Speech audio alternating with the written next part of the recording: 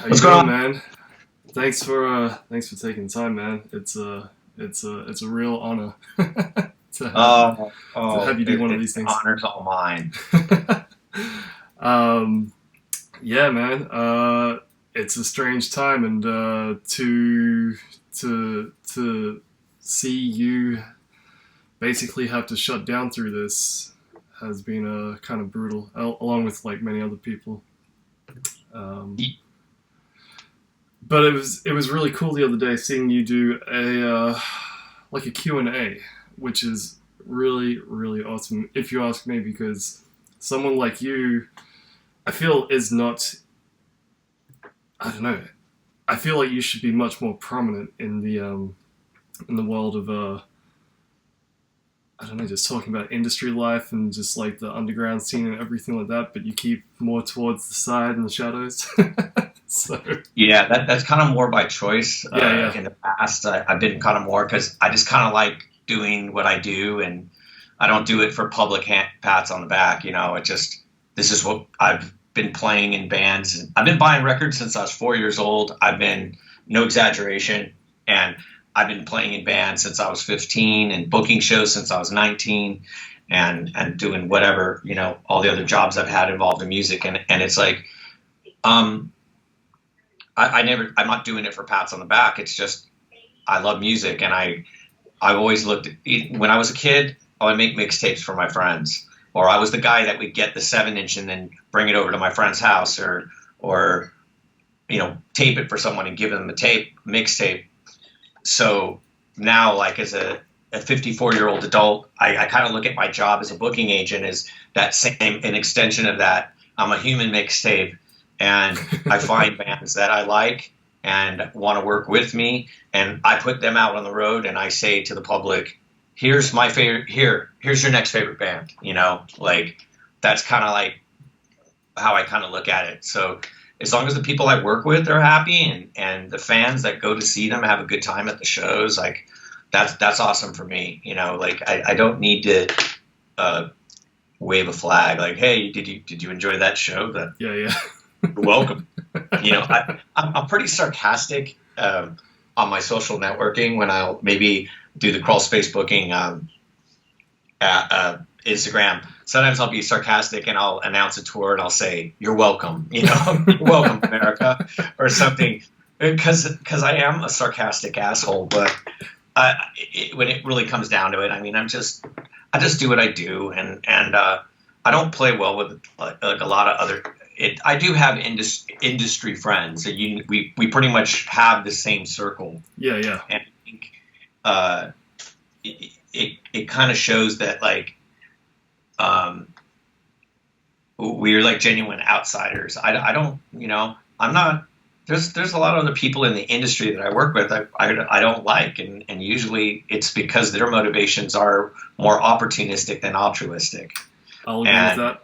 I'll agree totally. Yeah. So you can smell a genuine music fan and someone who just has a job in music. You can tell, Yep. You can smell them. Like yep. We can smell our own, and you can smell who's not in the fucking tribe, so to speak. Yep. And that's why when you meet certain guys and you just get it, you're like, yeah. Like when I met Al Dawson from Earache the first time, mm-hmm. Boom. Love the guy, and like we had all these stories like of going to see the same band on that same tour back in 1986 or something, right. Like, and yeah, and so I guess, and I have had people say I should be more active on my social networking, and because of this, like because of the quarantine, I kind of have, just out of like boredom and also to kind of just keep people informed on the two bands that I play in and the agency and what's going on. And that Q&A was a complete, like, I just decided to do it. Like, let's see what happens. And I was really self-conscious because I was like, oh man, like, am I starting to believe my self-importance or something? Like, is this a big mistake?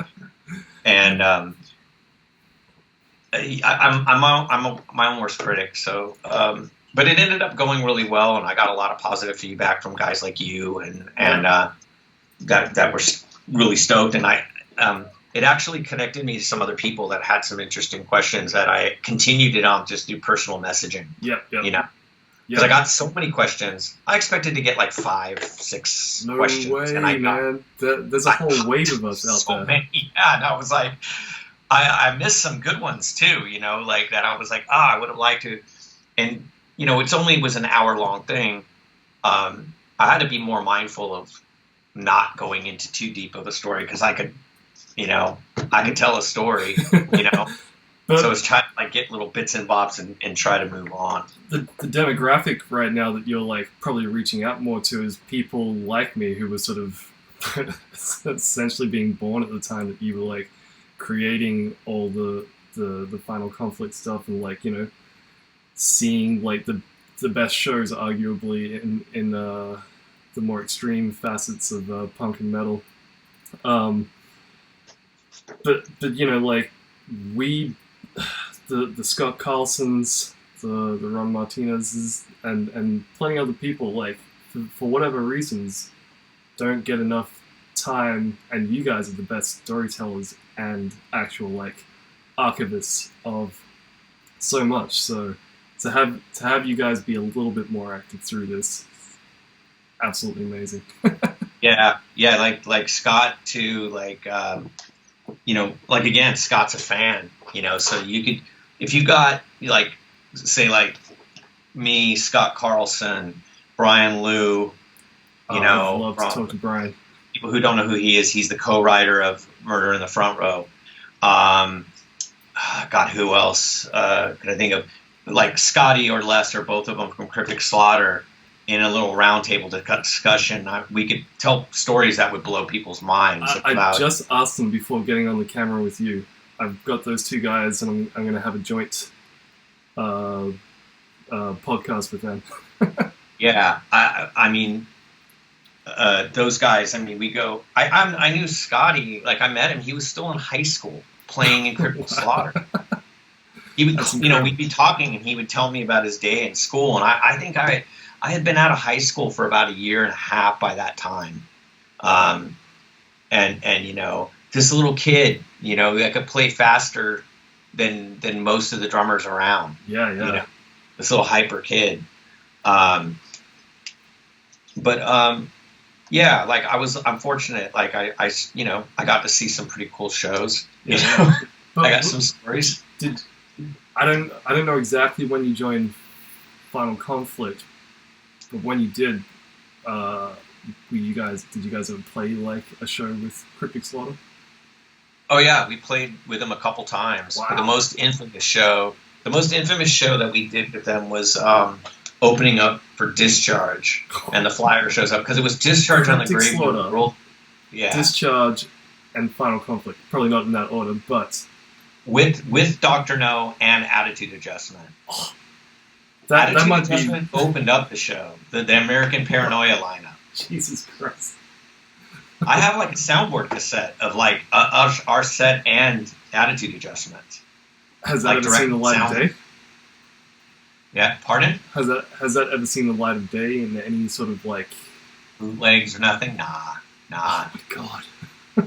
It's a pretty good recording. I'd have to like get it transferred eventually, but yeah, like that bill was stacked because the guy who organized it, which was this prominent figure in the scene at the time, Big Frank, who ended up doing Nemesis Records, he put that whole lineup together because he knew that the audience. He was like, the audience is going to be so bummed at what Discharge are going to be doing that I've got to give them a lineup that just can kind of balance it all out. Right. And it did. I mean, it was a killer show, and then Discharge played, and they just went right into Grave New World stuff. People just, I think they maybe played like 30 minutes and then just walked off. And I took off to go outside, and I heard that the band came out and played instrumental versions of State Violence, State Control to appease the crowd or something, but Cal didn't come out. What? And what was happening that he refused to come back out? Or well, the audience was pissed and bummed. Right. And I remember, you know, at the time I was probably 19 or 20 years old, So I'm a little smart mouth kid, on stage. And we did a Discharge cover. I think we did Fight Back. And I said, well, we're going to play a Discharge song because you guys ain't going to hear what you came to see later on. Which is pretty arrogant of me.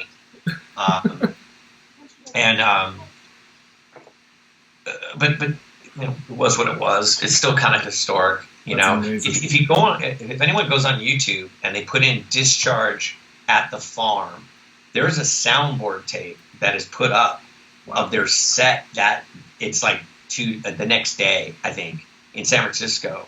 And it's 45 minutes of them trying to play the set, the audience berating them, and you can hear it.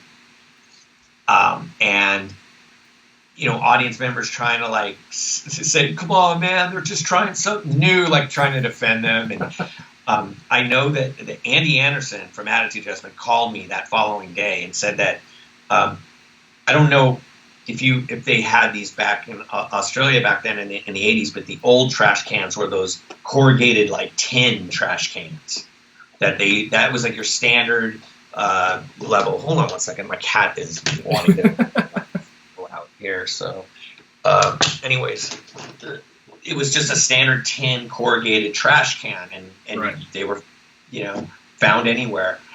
Well, someone threw one of those trash cans with garbage in it at them at the farm. That was dude, it was so bad. Someone threw an entire trash can at them with garbage in it. And I was like, wow, it did not go over very well. I read, I think it was that show, someone who was there, I might have to link you to it, but someone wrote an amazing article sort of detailing that whole thing. I know which one you're talking about. It was like a blog posting about the show, and it's very accurate. It's very accurate. My God, when I was reading that I as much as we all sort of shit on that era of Discharge, I felt legitimately bad when they were sort of recounting Cal into this. I was in hindsight, and I even felt it back then. The record isn't bad. It's a good hard rock metal album. It's just the vocals are horrible. The vocals ruined. But it's a good record. It's good heavy record. Yeah. But the vocals are just shitty as fuck. Man. It's like putting the Metallica logo on Load. If that had come out as James Hetfield and the Metallicats or something like that, that would have been a different story. But it's had that logo slapped on it, and it's just dude, it's off-brand. Yeah, exactly. It's really anybody that check it out. Check out the record I'm sure it's on Spotify, and the music is pretty damn good. It's just not the vocals are awful. And the funny thing is that the guitar player on that record is this guy Fish, who was in a punk band for years, a great one called the Skeptics. Right. And he to this day is just won't he badmouths that era and badmouths that, and it's. He, even when you tell him that, according to friends I know him, and you tell him that record's really not that bad, he thinks you're taking the piss out of him. he just despises it. It's not that bad. It is what it is. I guess some people will never come to grips with it, and I hope one day I get to actually speak to some of the Discharge dudes and get their count on the story. But I guess before we get into probably more of the fun questions, I had some sort of I wanted to pick your brain about essentially what your forecast for this virus downtime is. What are you seeing in terms of how long this is going to last, and as where all the patrons of shows that you put on and bands that you work with, we buy their records and everything. Is there anything that you can suggest that we do outside of just trying to buy as much merch and cash donations as possible? Is there anything you can say to us that would help in sort of getting you guys by as an industry? It's not this thing affects so many people on so many different everyone's fucked. You know what I mean? Like, so many different people are like now going to lose their jobs, lost their jobs, not working. But as far as like music fans, aside from like doing what you can and buying some merch from maybe your favorite band, especially if you were planning on going to see them on tour and they had to cancel, and if you can toss them some money, do it. Another thing to do is also to support your local venues. There's a lot of venues that have had to do like GoFundMes and stuff so they can pay, so the bar staff can make some money while they're unemployed, and so the venues. I've been keeping up on that, and I would just urge anybody, like, if your local venue doesn't already have one, maybe contact them and see how they're doing and organize a GoFundMe. But a lot of venues have started to do it, and a lot of them are doing it just to raise. They're not even trying to like pay the owners aren't trying to pay their own bills. They're using the money to give to their employees to tide them over through this time.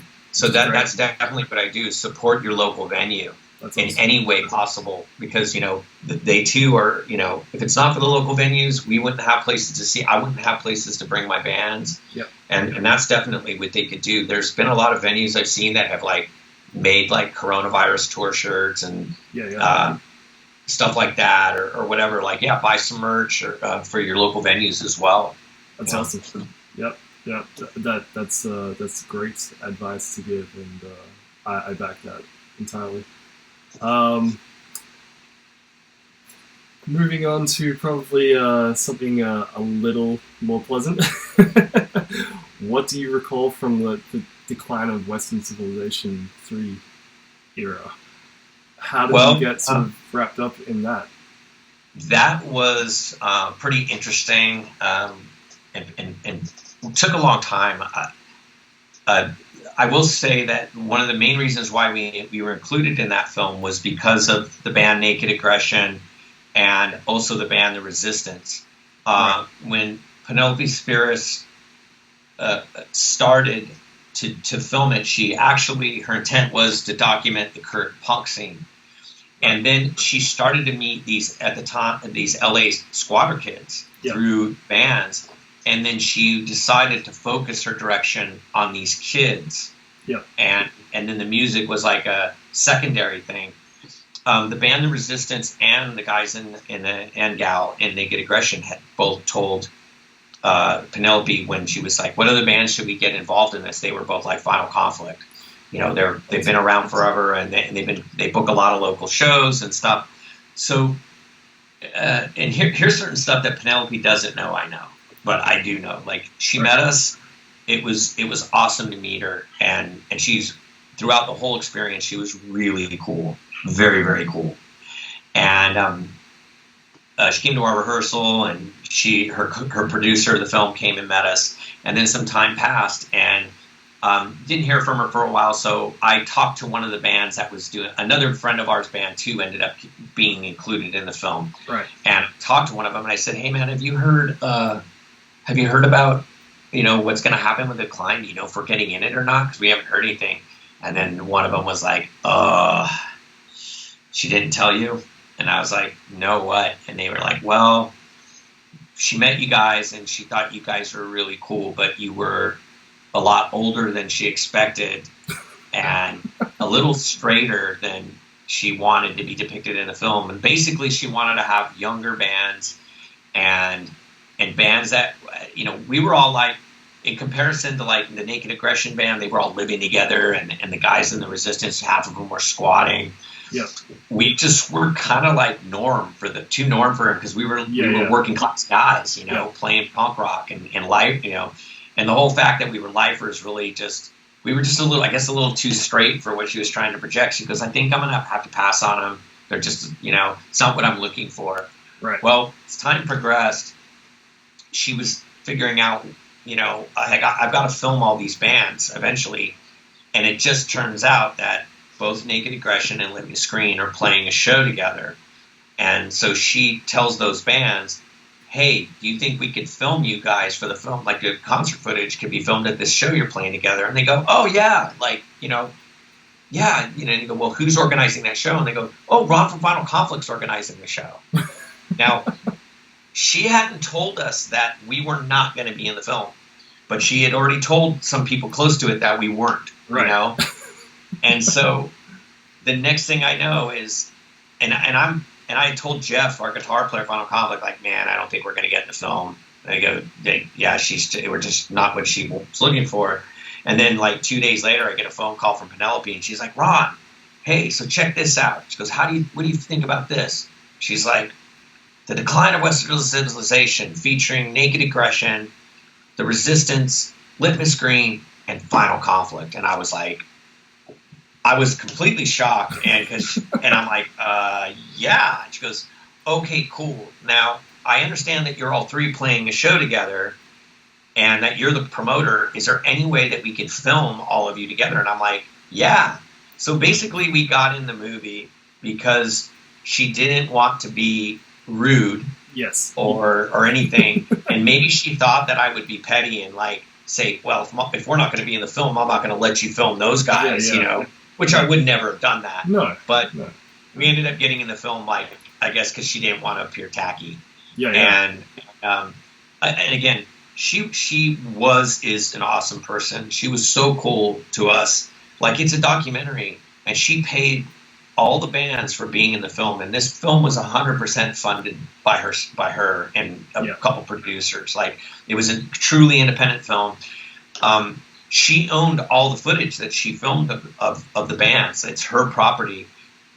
She ended up doing some movie, I think called Senseless, with Wayne and his brother and David Spade. Now, she did that film so she could get the rest of the money to finish The Decline 3.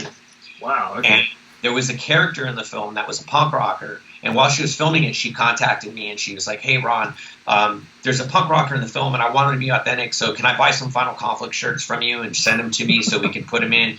And I was like, I'll send them to you. She goes, oh, and by the way, I want to use footage that I shot of you guys in a scene, like they're watching you guys on video. Is that okay? And I was like, yeah, sure. Because I already knew, like, but I thought it was cool that she asked, you know, she was asking us if we wanted to be in this film. And she was very like, look, it's just this low IQ comedy, you know, if you don't, you know, so if we would have said, no, we don't want to be in this movie, she wouldn't have done it. But she put us in the film, and she paid us again. Like, she told the movie company, oh, I got to pay these guys for likeness rights, which she didn't because she owned the footage. And she paid us another $1,000. Like, that's amazing. To be in that, just like, she was so cool, so down to earth. Like, a couple times I went to some movie premieres or like the documentary screening, and she was always really cool. Like, seriously down to earth, like, person, and I take no shit. Like, that's amazing. Like, yeah, she was. I mean, it's an honor to be in that film.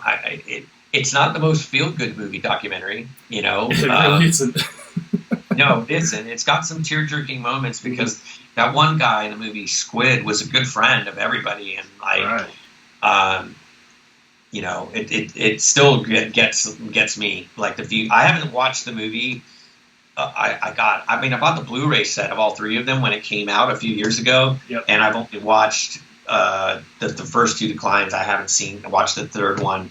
Like, so I don't know what I look like in high def. I don't know if I want to, but that was part of my next question. I was like, you know, I guess it came out around 98, and Ashes to Ashes came out around 88. What was it like to see you guys in, like, it looked like 35mm film that was used to shoot it, and, like, you know, obviously, like, really nice soundboard, well, not soundboard, but just, like, perfect production quality capturing of everything.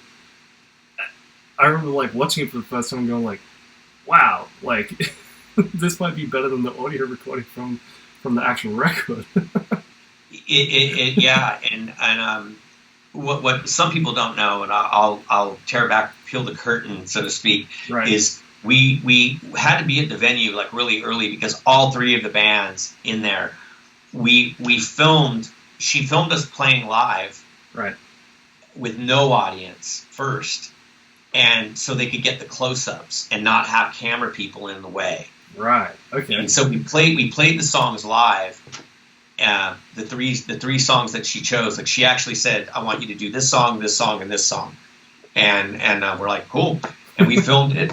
And she was very like, hey, make sure that you guys are this is what you're going to wear. Like when we film this, make sure that what you wear tonight. They even like sprayed like after like, we did it twice. Like we did each song 2 times, and they did close-ups and everything. And they even sprayed sweat on us, like water on our face, so we would glisten a little bit. Because look, it's going to be hot by the time, so we got to make you look like you're sweating. Yeah. And I was like, wow, they've thought of everything. So yeah, we did. All the bands did that. We filmed the songs first so they could get the close-ups. And as far as I know, but the audio is 100% live. Yeah. Like I just don't know if it was the takes that we did from the no audience filming, or if it was the actual audience filming. Like I don't know. That's interesting. I think there was like at one point you threw yourself on the floor through the end of one song. So I would imagine, at least from what I can remember, it was a close-up shot. So it may have been before the crowd came in. So no, actually, that wasn't. I think that's actually me plotting it, because they did put a camera that was in the pit area. Right, okay. So it might have been clear at the time. Right. It's just it was, and to going back to like actually seeing it in a theater, like that was very surreal.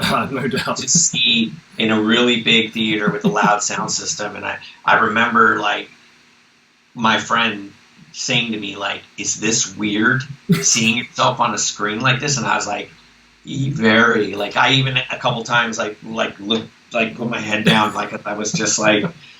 I got so self-conscious, like... I can only imagine, like... I mean, you guys were, like, essentially one of the most extreme crossover bands that sort of came out. And, like, to see that in its polished, glistening glory, through Hollywood cameras, that must be absolutely, like, overwhelming to the humble punk spirit. Yeah, it was. But I'm glad I remember getting a really nasty letter from a guy who at the time was like ran a really popular independent DIY punk label. Right. And he had sent me the nastiest letter about us being in that film and saying, you're whoring out, like accusing me of whoring out the underground music scene for Hollywood and blah, blah, blah, blah. Unbeknownst that he didn't know that I knew that he was one of the biggest bootleggers at the time. Like every good bootleg, and like whether it was Crucifix to, some metal stuff, like he was bootlegging stuff like on CD. And like, straight up making profit from it. And none of the bands were getting it. And I just wrote him a polite letter back and got it to him and explained and said, hey, this was filmed independently. It's 100% independent. Sorry you don't like it. And he sent me an apology, but I always was like, dude, like glass houses, man. Like, it's absolutely. Like you're of all people to come down on me about ethics, like wrong. Also speaks to your character too, that you didn't just go back at him and just be like, hey, Mr. Bootleg. Yeah, and I should have, but I was just like, no, I'm going to stay on topic here, and I wrote him a letter back, and he apologized, and we've been cool ever since, He's not really part of the music scene any longer. He literally went off the radar, like he lives off the radar, as far as I know. Cool. Lived a good life, which is cool, but yeah. All the power to him. I guess I would like to know sort of what was happening. I'm guessing you were pretty young when you met Jeff and joined Final Conflict. I was 19. Yeah, I believe the band was going at least since the early 80s. Before 83. Jeff started like the band, I think in like 83. Mm-hmm. He had the idea and how he was going to do it. And I was in this band, me and Dave Phillips were in this band called The Convicted that we had joined. They were like the local band that would play every party and stuff like that. They were like a local popular band, right. you know? And we used to rehearse at the same place. And we would always, when our band was taking a break, we would go into the room if Final Conflict was rehearsing and watch them play, you know, and like, oh man, I wish our band was this band, you know, like, oh, they're so good, you know. And that's how we became friends with them and friends with Jeff. And it was so unusual for me because, like, as I got to know him and you know, it would just come out like not only did he write all the music, but all the lyrics are written by him. And I remember asking him like, well, why do you write all the lyrics, you know? And he just goes, well, no one else will. Like the singer didn't write the lyrics and that they had at the time. And I was like, I just thought it was really weird. So that's why a lot of people, like when I joined the band, 80% to 85% of Ashes to Ashes was already written and rehearsed by their lineup. I just kind of stepped in and like added, you know, my thing to it. Yeah. Because the original singer before me sounded like, had a very like low, monotone, gravelly voice, like no range really at all, just one tone, you know. Yeah. You know, like that was it. And the band was a lot slower too. Like really? when like very, very mid-tempo. But Jeff wanted to play faster, but the drummer that they had that wasn't he couldn't play fast. Okay. And what ended up happening, how I joined was, and Dave and I joined, was we went to go see a show at the Olympic Auditorium, and we were hanging out with Jeff and his wife Mary. We were all drunk, hanging out, me and Dave. And then we were just talking about both of our bands because we would play shows together. And I said to Jeff, like, just, you know, in complimentary way, I said, man, like, Dave and I, we wish our band was your band. We wish we could be, and I go, we wish we were in your band. And Jeff just kind of like says, wait a minute, like, are you kidding? You know, and I was like, what do you mean? No, like we like your band way better than the band we're in, you know? And he was like, man, he's like, because I told Mary before, and and at the time, my best friend Warren was playing, and I got him in Final Conflict. Remember, he'd been my best friend since I was like 15, 16 years old, and I had gotten him into Final Conflict and in the band, and so Jeff's like, I wish you guys would be in my band. I've told Mary and Warren, like, our band would be awesome if you two were in the band. And I was like, yeah, that sucks, you know? And then a few days later, Jeff calls me on the phone and says, hey, man, were you serious what we talked about at the Olympic? And I was like, yeah, like, shoot, man, we wish you could be in the band. And then Jeff just goes, all right, I'm going to call you back in a little while. And he calls me back like 2 hours later, and he's like, all right, I kicked out Jeff and Dale, who were the singer and the drummer. Oh, wow. He goes, if you guys want in, you're in the band. And then I hung up, and I was like, oh, shit. You know, like, oh, well, now I got to do it, you know? Yeah. So ended up joining Final Conflict from then, and we would rehearse 3 times a week. Right. Like, you know, drill. Like, I think we had only been in the band for maybe a month when we recorded that first demo. Wow, okay. We would rehearse 3 times a week. It was like Tuesdays, Thursdays, and Saturdays.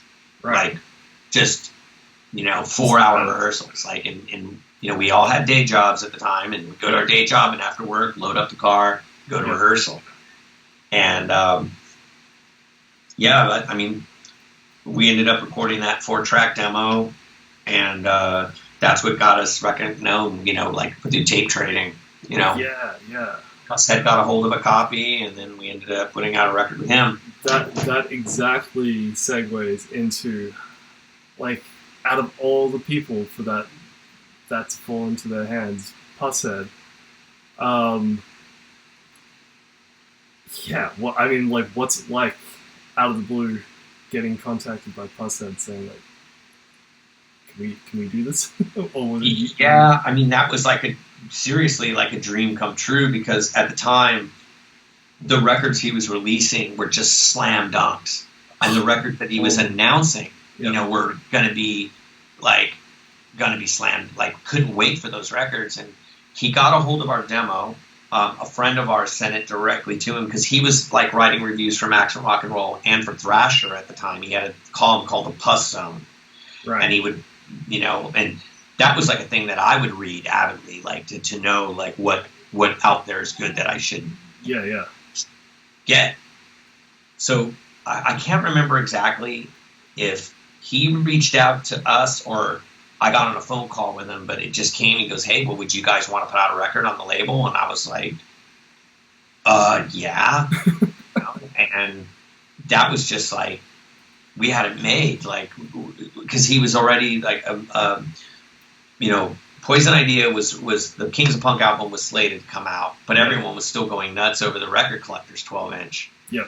And at that time, he had done the Christ on Parade. He had done the Cleanse the Bacteria comp, which had so many great fucking bands on it that we just kind of, we really had, man, we made it.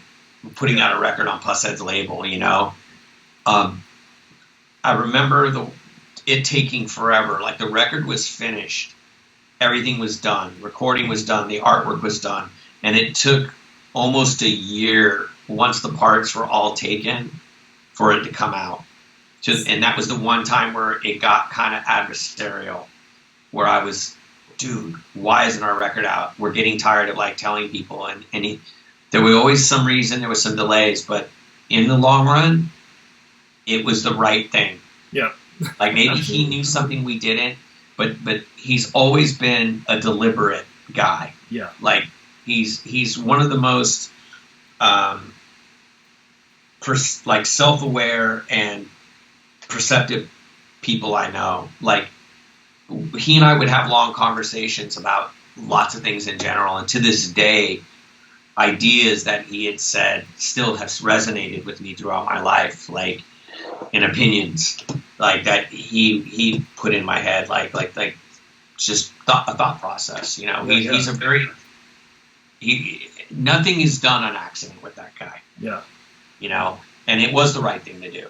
Yeah. Like, it took forever, but when it came out, it literally came out right before Christmas of like 87, I think. It came out in 87. I'd have to double check. I'm horrible with dates on a lot of stuff that anything pertains to me. So was the record recorded like early 87, or was it like even back? Oh, no, it was done in 86, but it didn't come out late 87. Jesus Christ! I think. Yeah, it took like I said, once it was done, it took forever, almost a year. Yeah, like all the parts were in, and everything, and it took almost a year. Yeah. But it was totally, you know. And you got to remember, like, we were young. Like, Jeff was probably like 24, 23 at the time, maybe a little younger. But I was, 19 and just impatient. Yeah. You know, kids. But it came out when it should have come out. Yeah. It did not. It was not detrimental to us. Yeah. And if it wouldn't have been for guys like Puss and like Big Frank from Nemesis and Golden Voice, we would have just been like, the band I was in before Convicted, a popular local band that no one would ever know. And like, our success now is very marginal. I always refer to Final Conflict as a cult band, and people, more people are into the bands that claim to have been influenced us than are into us. But I'm okay with that. Like, I like our little pocket of popularity. I'm happy with it. Yeah. I honestly think that you guys would have found a way, because just the songs on Ashes to Ashes, that's absolutely magic. And thank you for the there's a lot of crossover from that time that had some success that probably shouldn't have. So, they're probably, for the success that they had, they're probably even less revered at all these days. So, I'm glad that you guys stuck it through and didn't wander off anywhere else. And I can only imagine through 86, 87, 88, as he's starting to do all these Metallica related things, probably his world was blowing up in some sort of weird way. So I'm sure he was off on some other schedule and access to. So that's really awesome that it ended up eventuating, and you get to be part of that amazing legacy too. Yeah, Super yeah. cool. I mean, we're in good company. I mean, there were so many great records on that label at that time, like Poison Idea, Kings of Punk, Attitude Adjustment, American Paranoia, Yep. Christ on Parade, Sounds of Nature, the Negative Gain LP. Yep. And they're all ragers, man. All those records still stand up. Yeah. And to be able to say that we're part of that lineage is awesome. Like, Absolutely. I'm really proud of that. I remember, like, you know, putting all the pieces together and just tracing it all back and going like, whoa, these dudes put out like a record with like Pushead, and then I was like, I didn't know this is when I was like way younger, but like just I thought Pushead was just like a drawing dude and stuff like that, and then sort of finding that out, and then there's so little documentation on Pushead out there, so the only ways that I ever find out anything about Pushead as a person is through accounts like yours right now. So, you know, just uncovering the enigma, which is a question that I have actually jotted down right here. It's like, you know, the enigma that is Pushead. Like, what is he like as a person? So you've explained a couple things. It's intentional too. He's like, I've only been in contact with Pushead. I think the last time I was in contact with him was through email when we were discussing the reissue when we reissued Ashes to Ashes on Tank Crimes. Right. And he's still the same guy as far as, like, he's extremely funny, a lot of inside jokes. Yep. He's got a great memory for things, but he everything is intentional with him. And if he wanted to go out and, like, be known and actually have more of his art on more album covers, he could. He has no shortage to this day. I've had popular bands that I know, and they'll say, "You're still in contact with Pushead, right?" I'm like, "Yeah, I know how to reach out to him." You know, like, and they're like, what will it take for us to get him to do an album with us? And I was like, well, here's an email address, or and from what I understand, and I don't know if this is true, but he still has the same P.O. box and the same landline number that he did back in the 80s. Wow. But I'm like, really, it's just use these channels to reach out to him, and if he's interested in your band, he'll hit you back. Yeah. That's what, like, in the last, say, 15 years, you'll see an odd group that he'll use that'll have his artwork, like even some obscure band. And it's genuinely, if it's a punk or a metal band, he's doing it because he likes them. Yeah, absolutely. You know, he's not, because there was some friends of mine's band that were extremely popular and would have paid him really good money for, but it's never been about that. Yeah. It's always just been about, you know, doing what he wants to work with. You know, that's it. If he's not into it, he's not going to do it. Yeah. And his tastes are so varied that there's even been stuff that he's done with certain bands, and I'm like, oh, that band's crap, you know, but he likes them. Yeah. You know? No, that's why he's doing it. Yeah. You know, he's I remember one time that we hung out with him.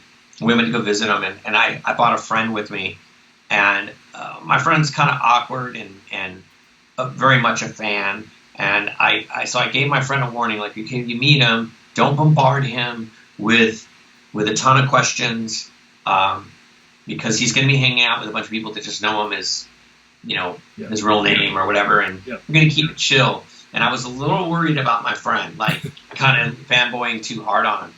And it ended up that my friend and him, they bonded over basketball, because my friend is a total basketball fanatic and about his teams and his players, and he knows. And it turned out Pushead is a huge as well, like, sports guy. Wow. And they hit it off over that. They hit it off so well. And out of all of these people, including Puss's friends, none of us cared about sports. He blew us off from my buddy Jared, and then ends up like, oh, you know, when Jared pointed out just like, oh, I'm a fan of your work and stuff. He ended up giving Jared just like tons of free shit, that's, you know, amazing. Like scared left with like limited 7 inches and artwork prints and all this stuff, you know. Jesus and we're like, Christ. all right, cool, man. And I was so worried about my friend, you know, like kind of like getting him maybe fanboy too hard. And my friend did not at all. My friend kept his cool, but not only that, but impressed the hell out of him. And, you know, and they bonded over sports. That's amazing. I mean, just to know a little bit more about Pushead is just fantastic. So, and that he sounds like a great dude. So that's even better. He's an approachable guy. He really is. Like he'll do like some conventions, like these toy conventions and stuff, when he does these limited figures and things. And I know that he's not a guy that's going to be rude or standoffish to a fan or somebody. He's the kind of person that if you come at him like a cool guy, he's going to come back at you a cool guy. Or if you come at him like an asshole, he's going to give it right back to you. You know, that's it. I mean, that reminds me. I was in Hong Kong with Dale James, and because Dale's like a huge action figure, horror figure collector. We went to this massive, like 4 or 5 story toy mall, and there was one shop that had like, I think, like somewhere in the vicinity of like 30 different Pushead like figurines that were like all different. It was just a lot of them were the same but painted differently, and I nearly broke the bank that day. And I decided, you know what, that's a rabbit hole I don't want to go down. Oh yeah, because if I start, that's kind of where he resides now, is doing those limited special figures, right? You know, where like one of one, like each one of them is completely different, like altered. And he was doing that when he stopped doing the Pusmort label and then started to do Bacteria Sour and was doing that Pushead fan club and doing the limited 7 inches. Yep. He was doing a lot of that. Like there's like multiple, like there's like Final Conflict pressings of like foils. This foil stamping is a different color. Yep. And then he's like, oh, there's only 3 of those in that tortoiseshell, you know, Yep. and there's one in red, and there's like, and he would hand sign them, make a little note, and then randomly give out that obscure one just to somebody random in his mail order club. Wow. Like he was already doing cool stuff like that, like really weird one-offs. Yeah. Like because maybe something that was an error or something, you know, and he'd make something out of it. That's absolutely amazing. I was actually going to ask, like, what was the difference between like Pusmort and like Bacteria Sour? Like, what did he wind down Pusmort in some sort of way, or?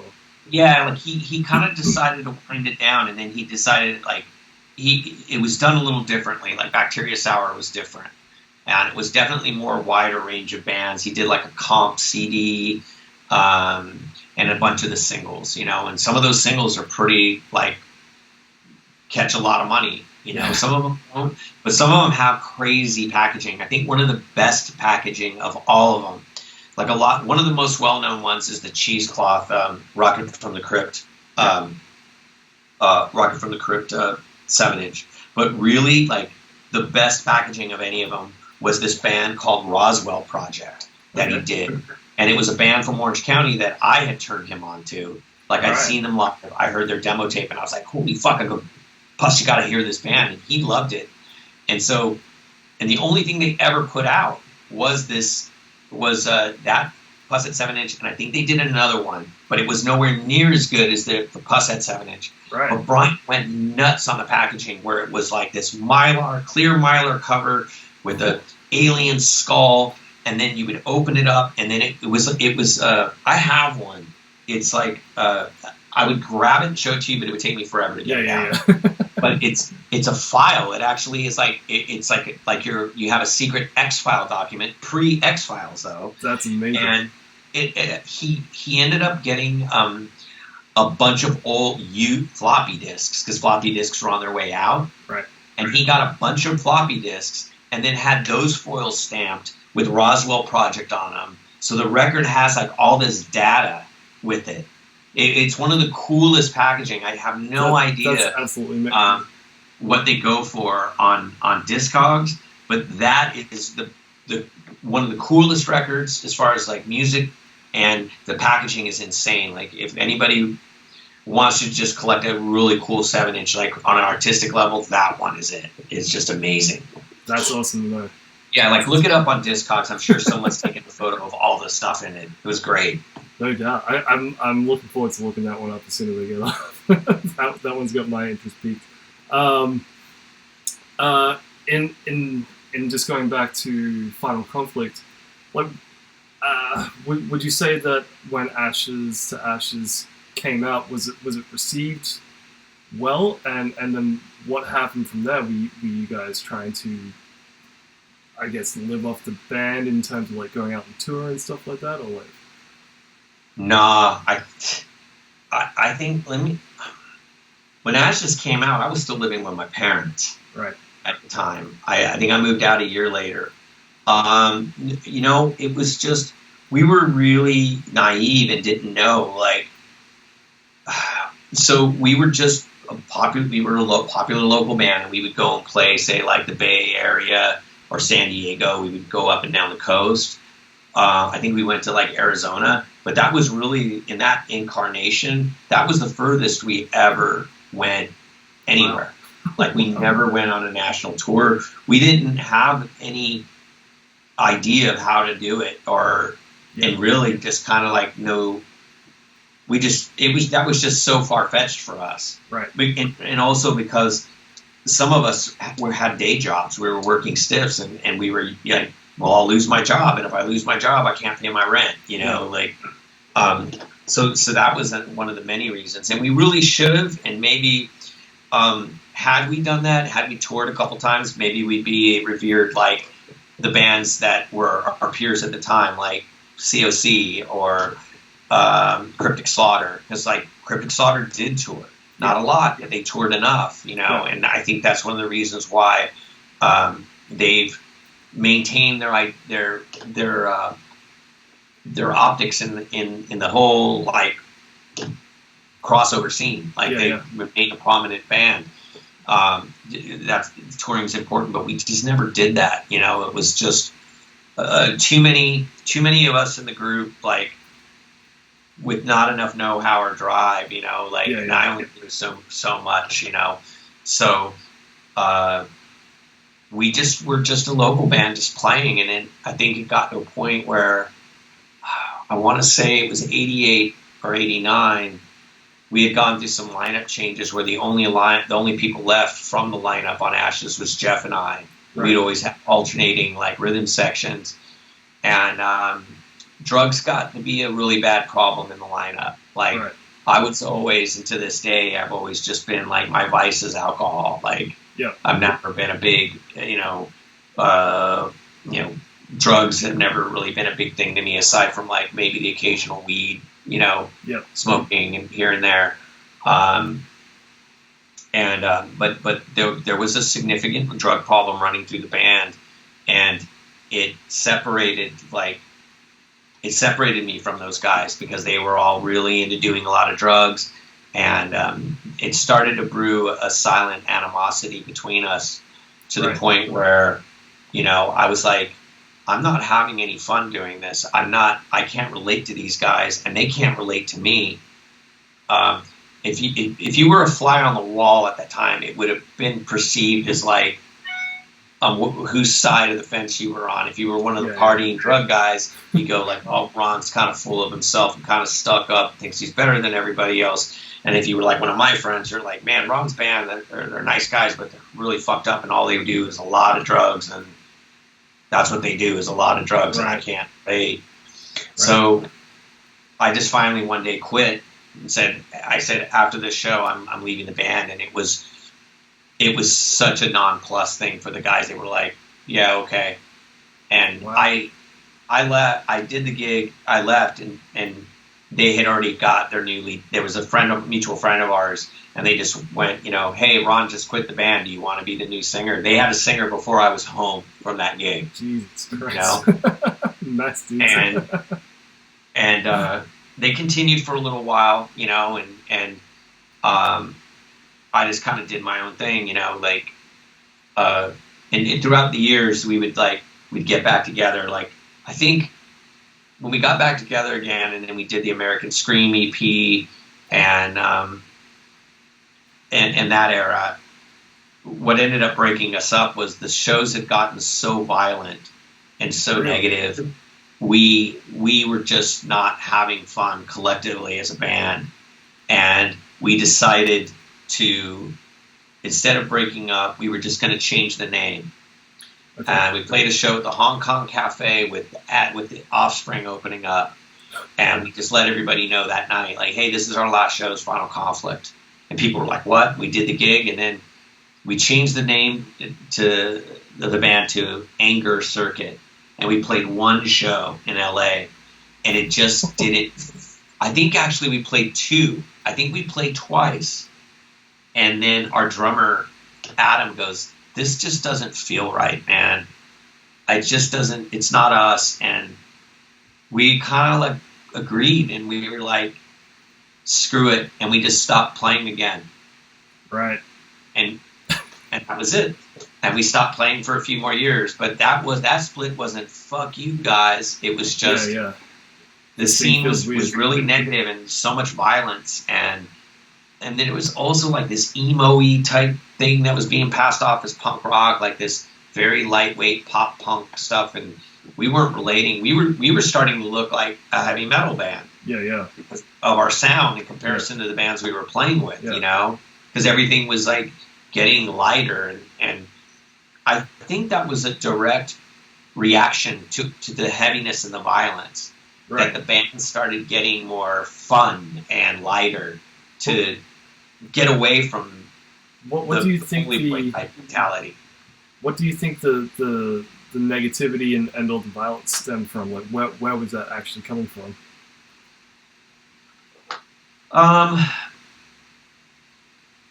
I think at the time, I think it was a combination of things. You know, it always goes back to, like, you know, economy, right, and stuff like that. And it just there was a serious, like, in the late '80s, there was a serious gang problem in the punk scene. Like, there would be shows and there would be like 3 to 4 fights a night, and they were not 1-on-1.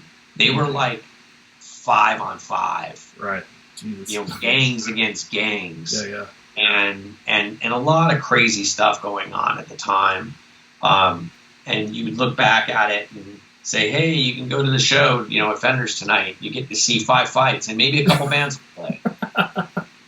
So this is like really through the late '80s, early '90s, when, like, I guess gang culture is like exploding. And yes, as you said, you guys weren't like a wide and far touring band. This is all in Southern California. So this, just to help paint the picture for a lot of people out there who probably don't possibly understand that whole thing. But yeah, everything back then was on the rise. Yeah, and it's like, it also, to paint a picture, is like we're this band on stage, and we're you know, playing songs that are anti-authoritarian and anti-war and anti, like, you know, establishment. Mm-hmm. And there's people in the audience, there's guys in the audience that are like punching people in the face, you know, and then shouting our name at them, like, boom, Final Conflict, like in our name or something, you know. Oh, like, and we're seeing this going on, and like we're seeing, like, hey, did you see that group of guys that were just like kicking the shit out of like those 5 kids? Yeah, those guys were there to see us.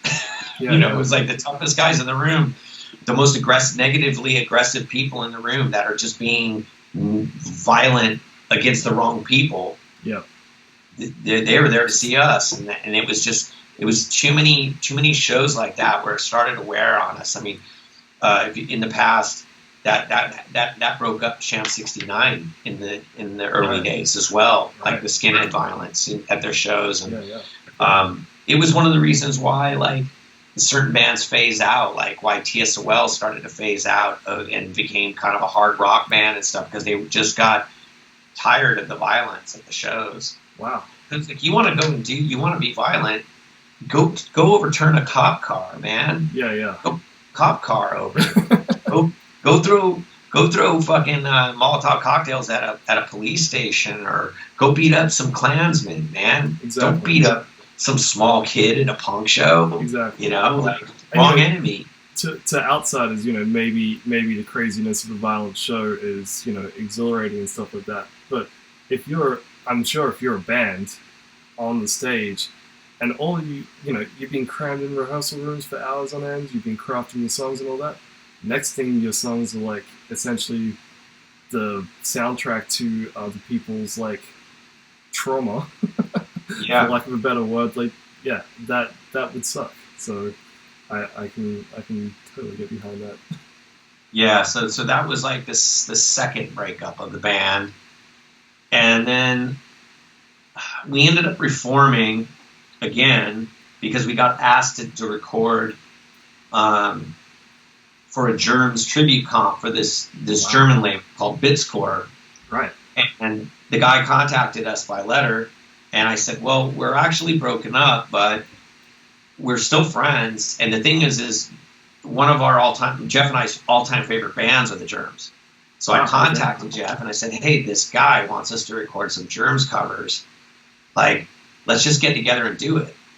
So it was like, we got our bass player that we had the last time, and we just got a different friend to fill in on drums.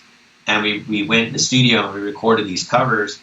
And in the process of that, while we were doing the rehearsals for that stuff, some ideas started to come. We did the recording session, and Jeff said to me, he goes, hey man, like, that was kind of cool, like, you know, us rehearsing and doing that. Like, would you want to continue that? I was like, yes, I would, because we had fun. And then from that ended up, when I had called Pushead and said, hey, we're back doing Final Conflict, like, we're going to try it again, like, we're having fun, and we're writing all this stuff. And Pushead said, that's great. Hey, I'm doing this. I'm restarting the label. It's called Bacteria Sour, and I'm doing these limited edition 7-inches for, like, it's mail order only. Would you want to do one? And I was like, yeah.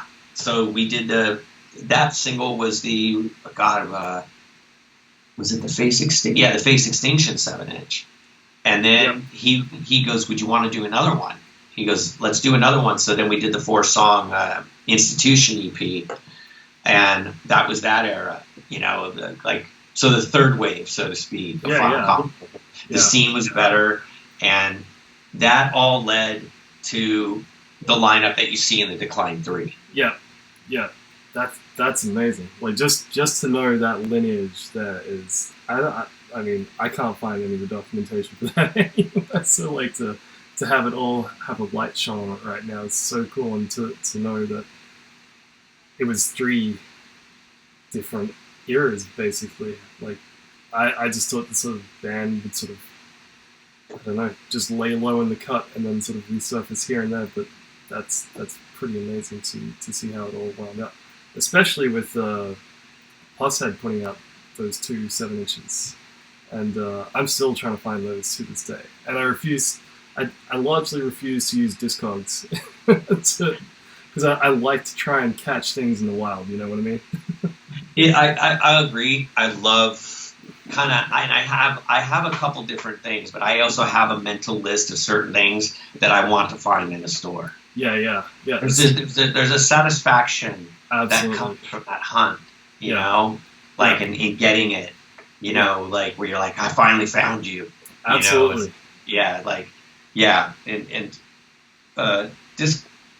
So I have a few of those records that I'm like, nope, I gotta find that. Like, that is definitely a question that I have more towards the end. But I did want to ask you, speaking on things that are like complete crazy legacy, the Final Conflict shirt, the Final Conflict shirt.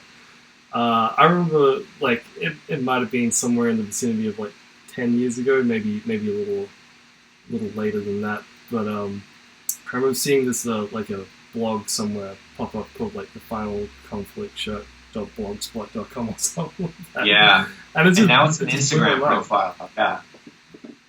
Like, so what's it been like seeing that shirt sort of like take on a iconic status in terms of like being in all the key places throughout the years, throughout the 30 odd years that it's been around?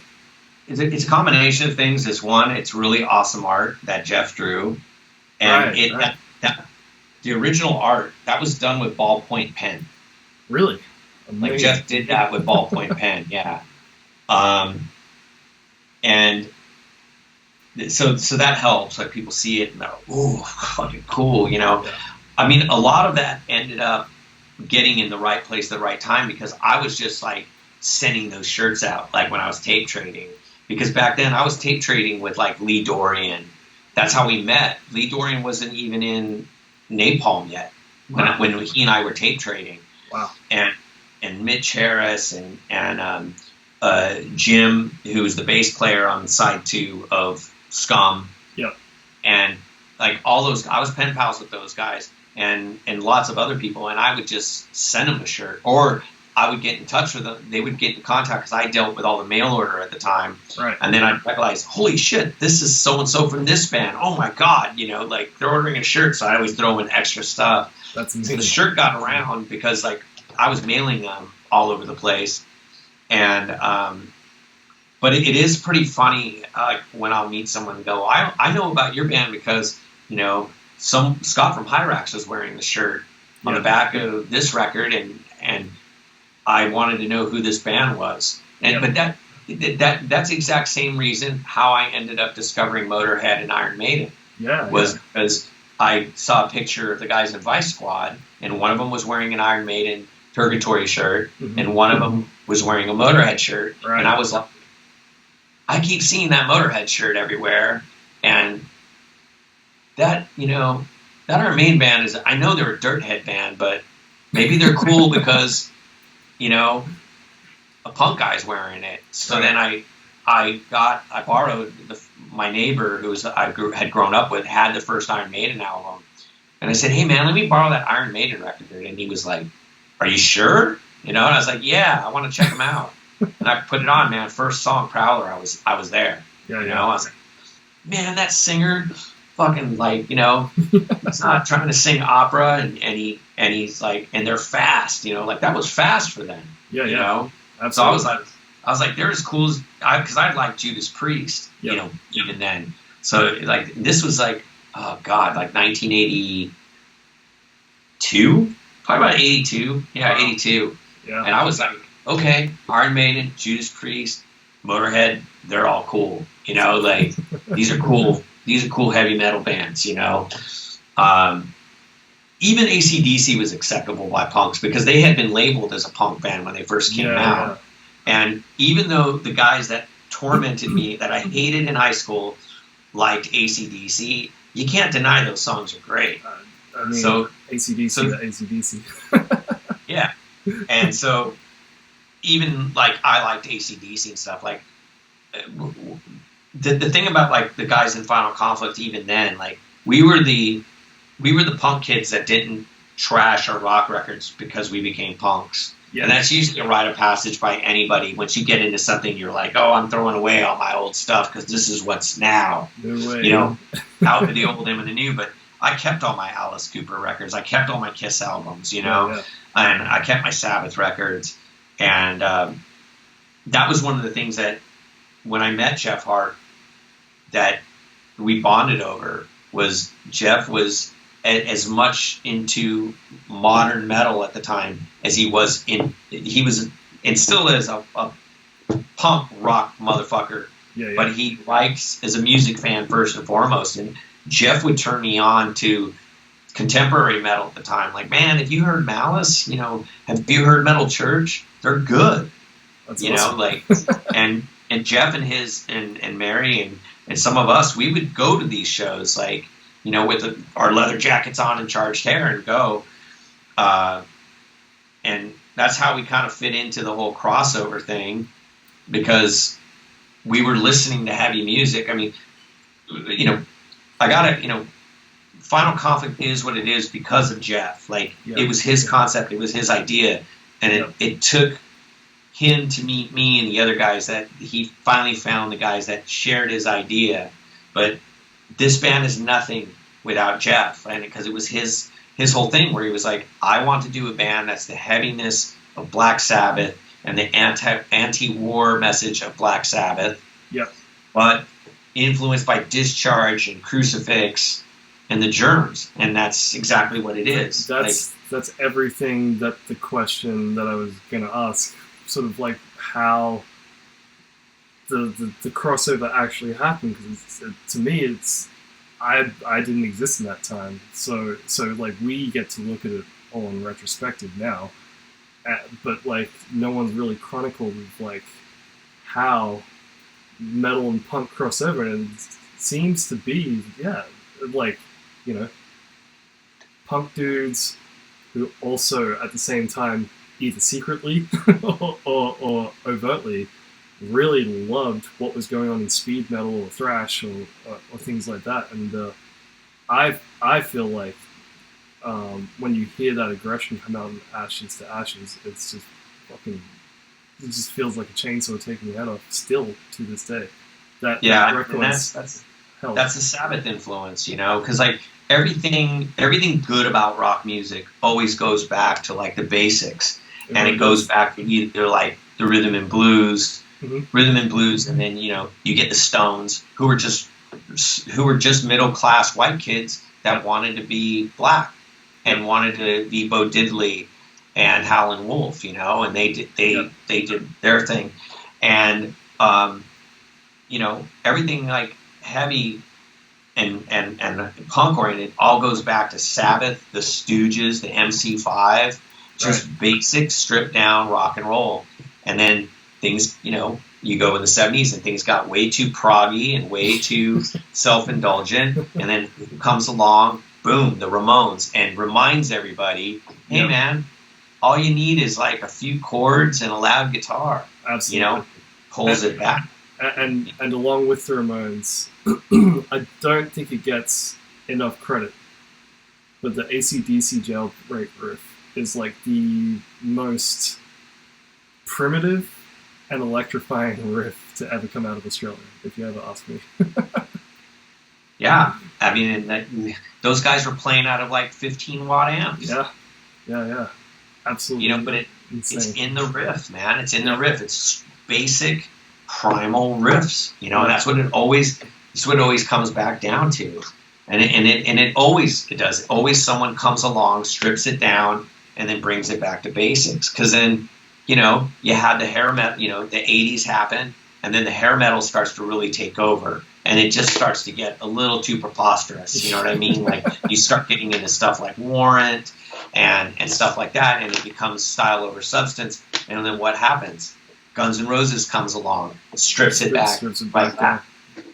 And it's funny because they always talk about like grunge music killing Sunset Strip metal, and it's like, fuck no. It was Guns N' Roses that killed it, man. Yeah. Because I saw Guns N' Roses when they were a club band. I had to be dragged to go see them.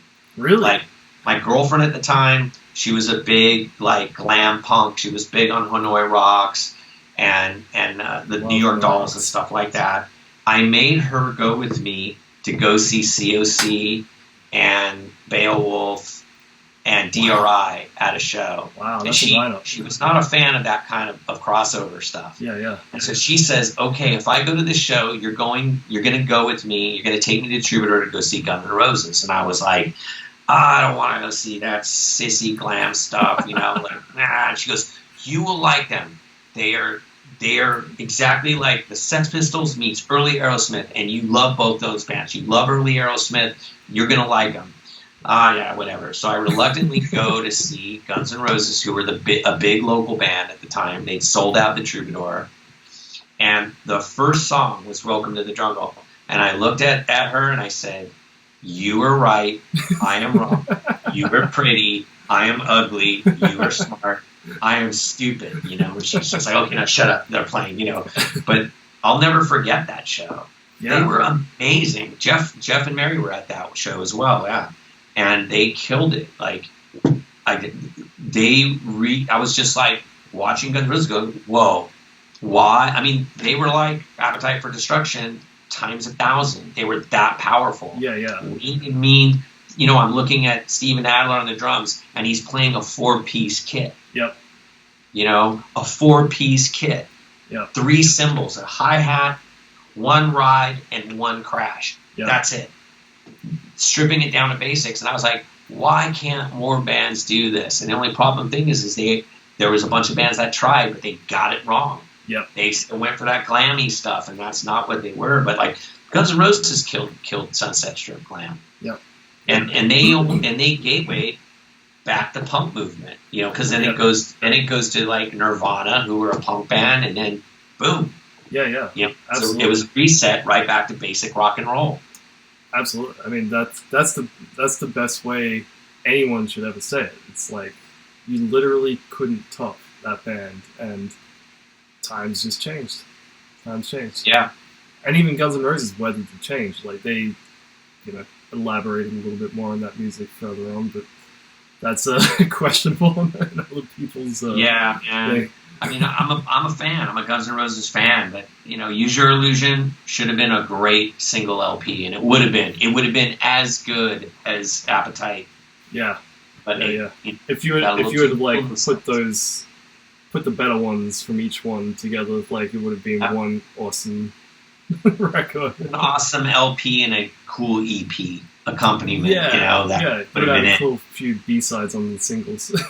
Yeah, exactly. They would have, but they're still big. They're still selling out arenas, Yeah, so what do we know? It's crazy, man. I guess the next thing was God, there's so many awesome stories I'm reeling from. One common thread that I have with everyone, because I'm one of the biggest Metallica fans on the planet. Did you ever get to go see Metallica back in like an early time, like Kill Bill era? Before then, anytime? The first time I got to see them was I never got to see them live until they opened up for Ozzy on the Ultimate Sin tour, and Pushead got this guest list on that show at Long Beach Arena, and that was the Master of Puppets tour. Wow. That was a great show altogether, because the band that was when Jakey Lee was playing with Ozzy. Yep. And that was just a memorable show. Wow. Well, were you perched anywhere in particular for Metallica set through that? Were you in the front?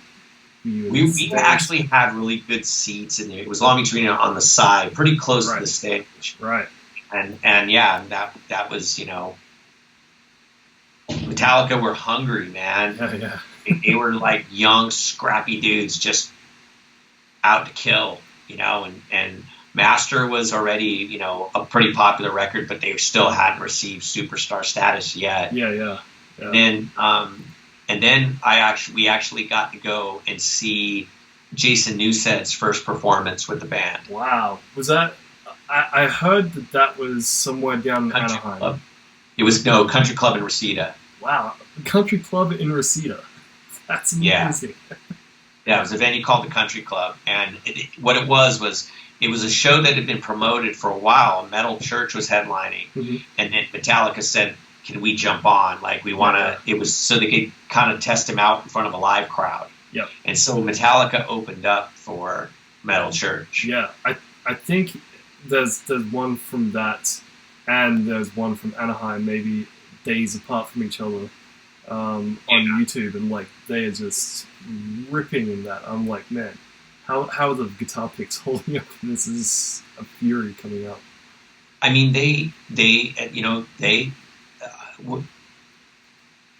I'm still a big Metallica fan. I still will check out like recent performances, and stuff. But there's just something about that era, man. Between when from Master of Puppets, and Justice for All, man, those guys were a killing machine. Yeah. You really couldn't step in front of that. No. I mean, and you didn't want to follow that. Nobody. I feel bad for anybody that would have Metallica as their opening act. Yeah. it must have been brutal. So, moving on to, I guess, what as an avid record collector, and I know that you for a number of years you worked in a record store. What are the holy grails that you hope to find out in the wild to this day? I actually, a couple of them are ones that I might have had and I just got rid of because I needed to, I actually, one of the ones I'd love to have back is a copy of the Minor Threat Filler 7-inch. Wow. Because I had it when it came out. I bought a copy when it came out. But in the 90s, my car exploded and I had to get a new one. Jesus. And the best way for me to get money quick for a down payment was I sold about a good, about 40 rare records to get money for a down payment. And that was selling my first Bad Religion EP, selling a couple of my Discord 7-inches. Oh. I sold my copy of Misfits Beware. Oh, God. Yeah, things like that. You could have bought a jet at this point with those. I know. Could have my own private jet. But let me think. One of them is I'd like to have a copy of Cocksparrow's Running Riot 7-inch on Decca, a copy of the Cocksparrow LP, which only came out in Spain. It's been bootlegged a lot, a pretty nice version bootlegs, and it's been reissued, but I'd like an original copy of the Spanish Decca LP. For some reason, it only came out in Spain. Right. And I'd like to get my hands on a copy of that. Let me think. As far as I'd like to. I also, and it is on my list of I want to find it at a store. Is a first pressing of the Kiss album without that horrible Kissing Time song on it. On it the way it was meant to be originally. No Kissing Time on it. I want an original first pressing of the Kiss self-titled album. That's definitely one. Is that one particularly hard to find? Was it just a tiny... You can find it on Discogs, and you can find it for between $60 to $150. Right. But you want to find it in the wild. I want to find it in the wild, and when I do, and when I do ever see a copy on the store, if I see it on the wall, I go, is that, people who know, it's got Kissing Time on it, it's just an original, it's a promo copy or whatever, Yeah. Yeah. So, yeah. Let me think if there's something else. I'm pretty happy with my collection, and I got what I want, but, what I'd also like to get, and would be a dream, but, it's just too expensive, but would be an original copy of the Beatles Butcher cover of Yesterday and Today. Yeah, I'd love to have that, just because that album cover is the fucking greatest. Yeah, that's amazing. Yeah. One of the last questions before I let you go is that a Troy Sanders bass? Yeah, it is. That's cool. Yeah, this. Let me grab it. What is the story behind you owning a Troy Sanders bass? Well, this is actually this is the Squire version and not the Fender version. Okay, and the reason is the difference between them is the Fender version has a bunch of extra knobs and stuff, and this is just basic. Right. But this is a bass that I take on a lot of trips and goes on planes and stuff like that. Right. As you know, sometimes you don't have to spend a lot of money on guitar. You just got to make sure the electronics are good. It's the guts. Yep, absolutely. So I spent $200 on this brand new, and then I got rid of the crappy active pickups that they had in it. Yep. And I put in some lace. These are the lace Illumitones. Yep. Then here on the bridge, this is a lace Man O' War. Right. Bass pickup. And then I replaced the bridge with the badass bridge. Yeah, no, I wish it was a badass with a Goto bridge. Right. And this one goes on planes and stuff, and it sounds mean and great. So I love the sound of these lace pickups. But the thing is if for some reason this ever got damaged on the road or on the plane, if I opened up my case and the neck was snapped, it would be like oh man, that sucks. Yeah. But I just take the pickups out, take the Yeah. bridge off, Put it in the next thing. Yeah, it's a put it good in the beat next up. thing. You know? and it's a great sounding bass. I mean, it sounds good. But I mostly got it because I just love the cut and I love the silver burst on it. Awesome. And yeah, the silver burst it's still to this day one of my favorite finishes of all time. So yeah, it's a great. I get a lot of like people complimenting me on this one, but yeah, it's all about the guts, man. You know, the bridge. So I just, so it's just a cheap $200 bass, but it sounds awesome. I've done like demo recordings with it and stuff, and I like it. My main one is this Fender Jazz. Yep. And this is an '80s model that I actually inherited from it's a Japanese that I inherited from a friend of mine who just left it at the rehearsal studio that we were sharing, and he just left it. And then I called him one day and I said, hey man, your bass is just sitting here, and it's been in here for like 2 years and we're moving. Like he goes, oh, you know what? You just take it, and he goes, keep it, but man, just take good care of it because that thing's got sentimental value to me because it's the first bass my dad ever bought for me. And I'm thinking, then why are you coming to your goddamn bass, dude?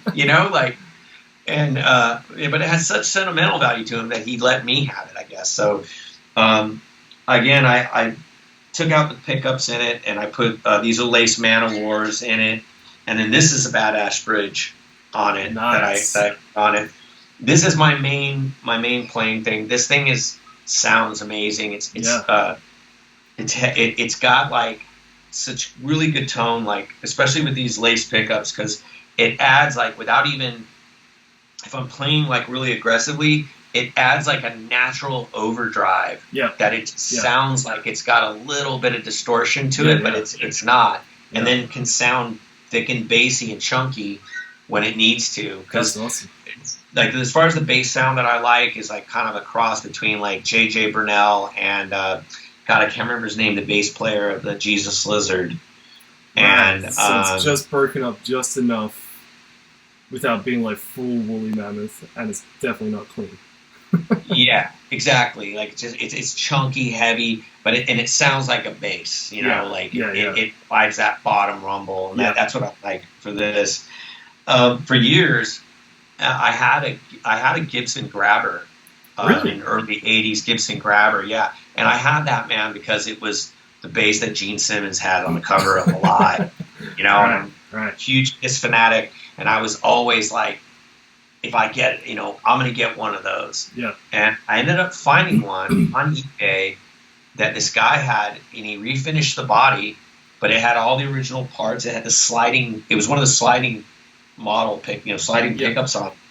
And it was, he had it set for $500. Buy it now.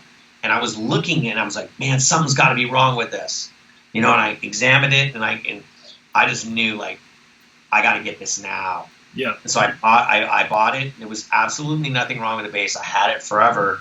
And the only reason why I ended up getting rid of it was, I've been playing in the lower class Brats for 7 years. Yeah. And tone for it, and just doesn't work for what we do. I need a more traditional, like rock bass sound than that. Yeah. And so I'd gone like at least like 2-3 years without playing it, and I was just like, I got to get this in the hands of somebody who really wants it and will put it on stage.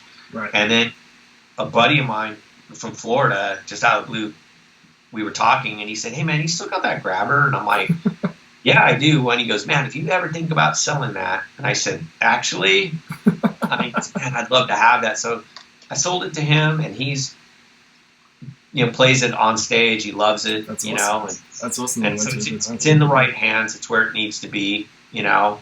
So right now I just have these two basses. The next thing I'm going to get, which is and it's like I'm going to like not get another one. Like my final bass, because I don't need it. I'm just going to get a P bass with an Olympic white P bass, because that was like a standard American. Because that's the D.D. Ramone model. Yeah, you know what I mean? So when he played, even though that D.D. Ramone signature that they're selling is garbage, it's like, it's not even an American made, model. No, It's like cheapest. I'm gonna get, and I'm gonna get it with the tortoiseshell pick guard on it. Yep. And it's gonna be my final, like, hell yeah. yeah, bass. Like, that's all I need. I mean, when I talk to people that ask me, like, what bass do you recommend I get? And I said, you can never go wrong with a Fender. You can literally grab a Fender off the rack, plug it in, and go. There's not a bad one ever made, and they're fucking bulletproof. They're bulletproof. Yeah. Like, you could, Gibsons will snap through customs and planes and everything like that. Those things will hold out forever. Yeah, made perfectly. You can literally just plug and go. And even with these, like my two basses, like we do a lot of fly-ins or playing like festivals. Yeah. The only thing that I bring with me is I'll bring, bring the bass, bring my cables, and then just in case, I bring a Sans amp with me, bass driver. Yeah.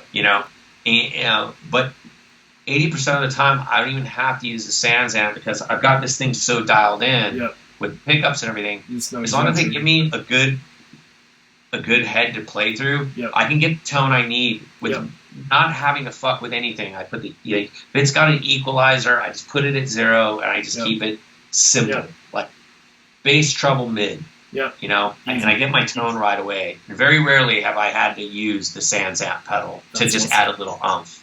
That's awesome. So, as you know, like the more stuff you get involved with, you have more margin for error. Like if you're going to use like 3 different preamps and all that, you're just creating a chain for something to go wrong. All the rack gear and shit that you can throw a stick at. Yeah, and then once again, you just kind of take it back to basics and you go, hey man, you like that guitar tone on the AC/DC records? You like that guitar tone on that Led Zeppelin album or on the Sabbath records? You know what they were playing through an amp? Yeah. A simple stripping it down. Man. The thing is, like, as soon as you start like putting all the equalizers and all the like this way too much just shit that just convolutes the sound, you end up sounding like a jazz bassist or something like that. If you're gonna play rock and roll, punk, metal, whatever, literally just plug in and just let it rip. Yeah, and a lot of people don't also realize when they want, like, I want to have this tone of this guy. Sometimes they don't realize that sometimes that sound is really coming from here. Yeah. Like that tone is coming from here. Like the techniques, I think like a perfect example is, without getting too guitar nerdy, I mean, one of the most expressive guitar players that when you could just hear them play and you know who it is Hendrix. Yep. Like you can hear easily.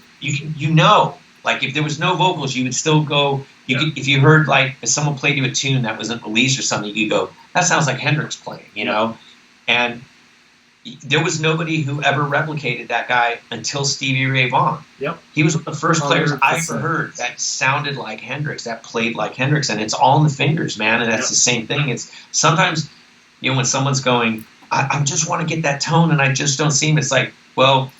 You want to emulate, and maybe it's not just the gear; it's the player that brings that. It's how the fingers lay, And speaking of Stevie, like it's a perfect example of it being in the fingers because everyone tries to chase what he's doing, on top of like what Hendrix was doing.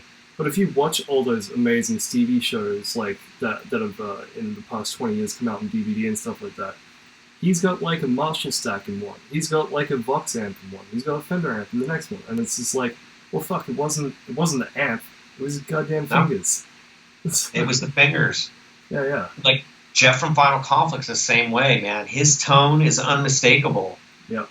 And he does. Sometimes I have to remind him, motherfucker, it's you. It's not the dude. It's right here. It's in your hands. Like that's where it is. Along with that, it was like when I first started getting involved with the Repulsion dudes and going on tour with them and stuff like that. I remember first hearing Repulsion and going, man, whatever Matt was using on the guitars is like fucking ridiculous. And we turn up at like the first show, and because I end up always helping set up the stage. We put up his full stack JCM 800. I'm going right, cool. Classic. But what's he plugging into it? He plugged in like a Boss overdrive pedal. I'm like, that's it. I was like, yeah, that's it, man. just turn it to 10, and like that's how you do it. I'm thinking they're going like, oh, he's probably got like this pedal into this pedal, and then probably like through this sort of equalizer or something. Just blew my mind, and that's it entirely. It's all on the hands, regardless from the AC/DC to the dirtiest, the dirty. Yeah, when I went to Psycho Vegas last year, right. The thing I was most excited about was seeing Tom Warrior doing Hammerstead, and that was stripped down, man. Yep. Just playing Marshalls. Yep. You know, with no fancy gear, and that tone was there. That sick tone was there, and I was so stoked because, unlike when Triptychon did the Celtic Frost tribute, right? They played the songs, but they had down-tuned them, right? And this time he did it for the Hellhammer songs. He did it in the E tuning. Yep, it was perfect. Yep, I remember like I got a text from Scott as that was sort of going on, and it was something like they're playing in E. I'm like, fuck you, like over the side of the world. I was with Scott. We were at the same show when they were doing the Celtic. Triptychon was doing it, and Scott was disgusted. Scott was first thing, they're playing it in G, like not in the right tuning. It was the first thing. I was like, he's gone. He's lost. And I'm like, I'm not too happy about it. I'm just happy to hear these songs played live. Like, fuck. And just to rat out a Scottism, he said that he voiced that somewhere on social media, and in the thread happened to be Tom Warrior, and he found himself unfriended by Tom Warrior because of that comment.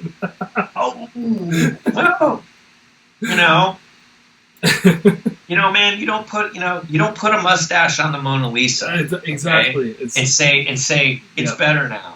Yeah, no, it's like some things you really, really should not change drastically like that, and the tuning for those songs is vital, in my opinion.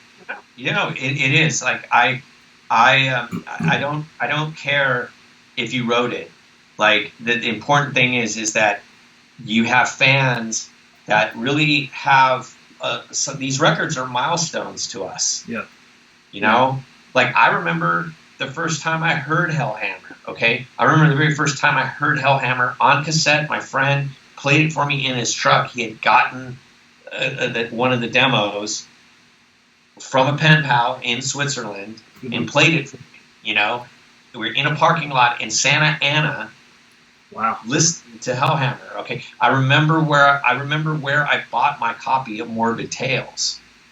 I remember the store I got it from. I still have my original copy, with the poster inside. Like that stuff's important to us. And so when the person who creates it goes and says, "Oh, we do it better now," and here's how, it's like, look, man, don't screw with my memories. I just want to hear it. And that was one of the important things when Jeff and I discussed getting back together again, playing as a live act as Final Conflict. I was like, let's do some rehearsals and record them, because if we don't sound as good as we did back then, then we're not going to do it. If not better, but we're going to play these songs exactly the way that they were recorded. Like I go, working as a booking agent, I've seen so many of these veteran bands, like legacy bands, and they go on stage and they'll play these revamped versions, and they just break fans' hearts, Absolutely. Like you don't do that. Just give them play the songs the way they were. Yeah. Like, and that's what we want to hear. Don't fuck with our memories, and don't. The songs are, we're here because those songs are great. You don't need to improve them. Don't screw with the recipe. Yeah. We want Coke. We don't want new Coke. We want traditional Coke. That's entirely.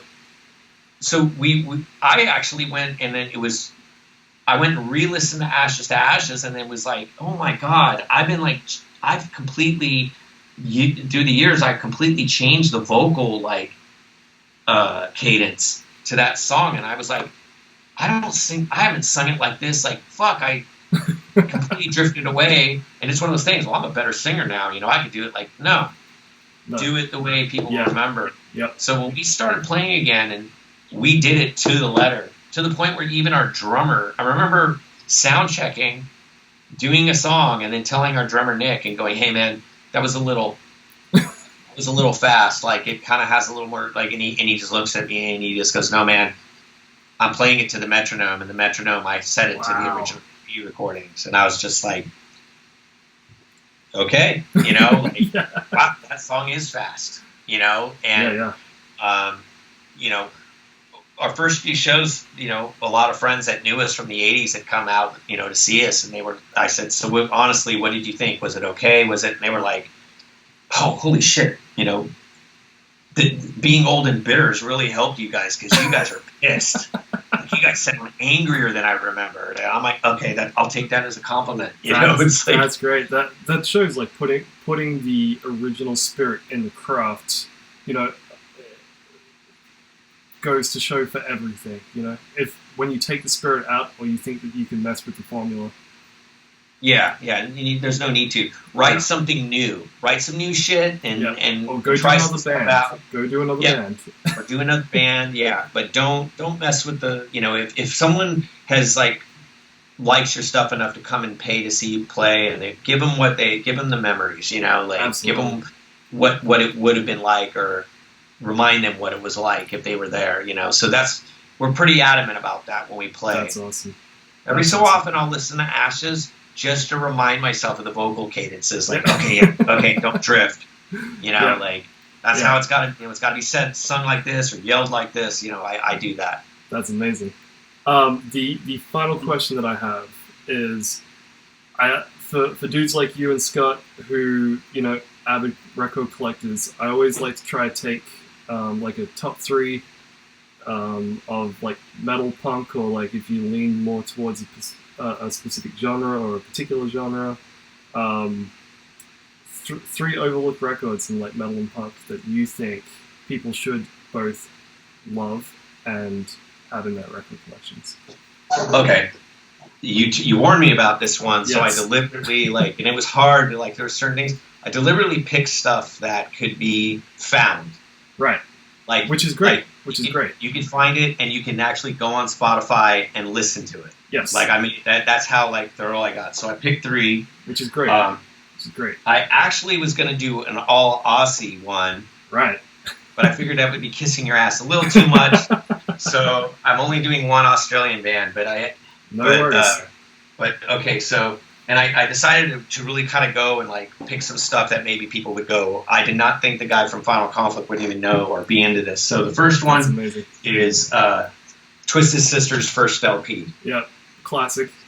This is I love this album. Yep. And it was on a punk label. This came out on Secret Records, which was the label that put out all that UK82 stuff. Yep. And I want to make sure that anyone that checks this out isn't aware of this one. You got to listen to the original version, not the 1985 remix. This is the original version that was mixed by Pete Way from UFO, because he produced this. Wow. Pete Way produced this, and Fast Eddie Clarke plays a guitar solo on this as well. And that's awesome. You got the original mix is where it's at, because it's a little rawer. They remixed it in '85, and they put the big, drums and all the echo, and they actually ended up softening it. Yeah. But man, Twisted Sister were definitely get underrated, and maybe they got a little too campy at the end, but they were America's Slade. Yeah. They were a continuation of the good Kiss stuff, the good first couple Kiss records that was just pile driving rock and roll shit.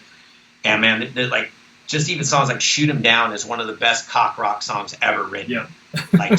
This is just riffs galore. It's a great fucking album. Also, those guys back in the club days were unfuckwithable. You watched the documentary, I'm sure, right? Yeah, and they were a machine, man. Yeah. And this is a great. I mean, I like the first 3 albums, this one included. I think I like "Stay Hungry" too. So that goes up to 4. But this one is definitely if you haven't. It's a great proto rock, with a punk energy, with a fuck you attitude. It's a great one. Under the Blade, but like I said, don't. This is the cover you gotta look for. Yep. And this is the original mix, because they did finally release the original mix. Wow. Okay. Cool. So on Spotify, there's one that says 1985 mix, and then there's just the one that's like this, and this is the one you got to hear. Sweet. So yeah, that's one. Awesome. Okay, and then when it gets into hardcore punk, I actually was friends with these guys. They were from Bristol, in the city of Bristol. Right. Ripcord. Okay. And these guys loved American hardcore, Mm-hmm. and they put out this record called Poetic Justice, and they outdid American hardcore. Wow. Okay. Like it's like a combination of great East Coast stuff, like a perfect mix of Siege and SSD Control, like the intensity of the music. Wow. And just throaty vocals and fast as fuck and hooky. Like you hear it and then you remember it. Some heavy riffs. And this was their last record. By the time I think it got released, they had already decided to break up. But they had put out like multiple different releases. But this was the way to end. Like I said, and this is on Spotify. Poetic Justice. Horrible album cover. It's a forest. You know? I was gonna say like it's a really unsuspecting album cover. Yeah, very unsuspecting, but a great underrated. Like people who know and love this record. Wow. It doesn't sound dated at all. Like it's mind blowing. Awesome. Amazing drummer as well.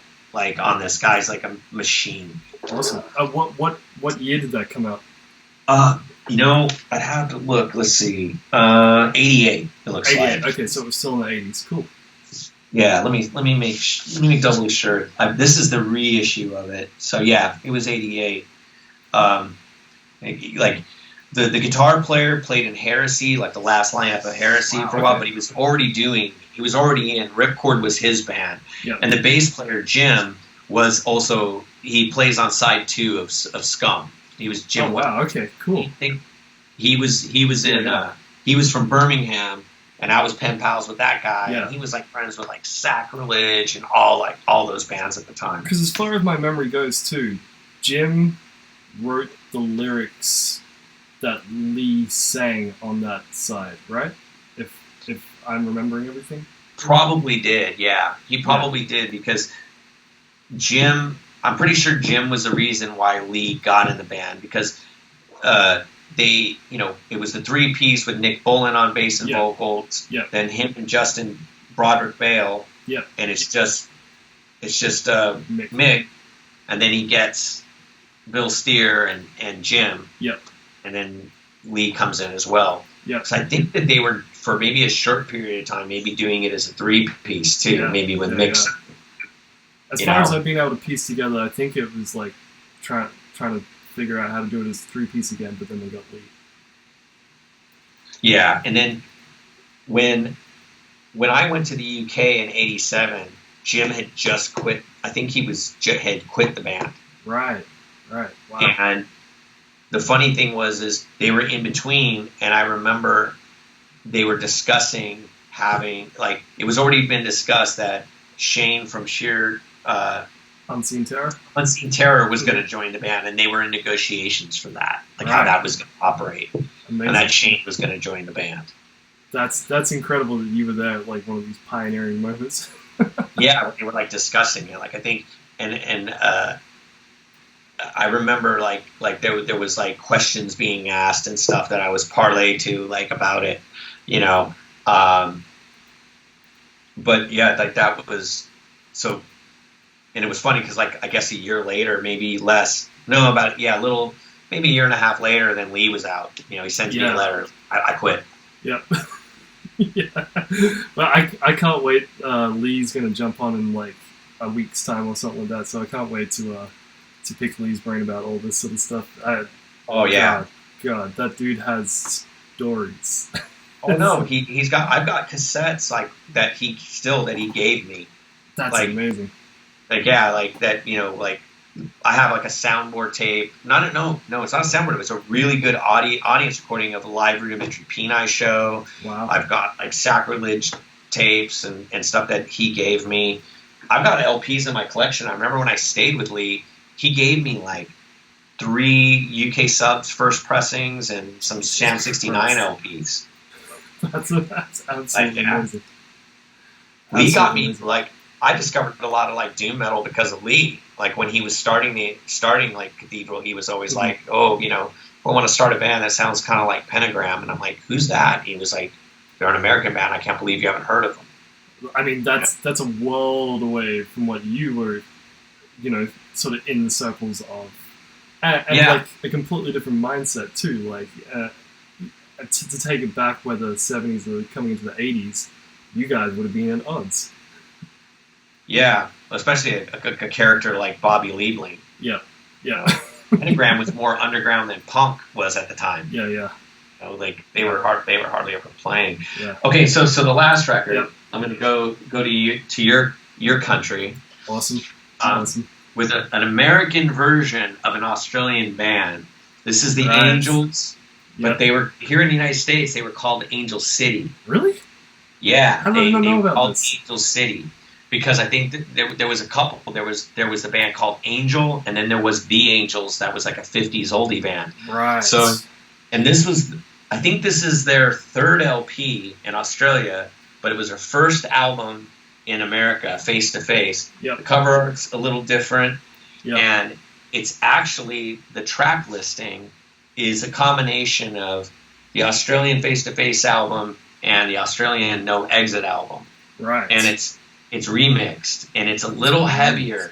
Okay. This is so the American Face to Face is a superior record than the Australian version. Right. Okay. Because they took like the best of the best. And anybody who's watching this that doesn't know who Angel City is, they were probably looked at as the poor man's AC/DC at the time. Maybe, I don't know, because I'm not Australian. But they were like a perfect combination of Cheap Trick and AC/DC.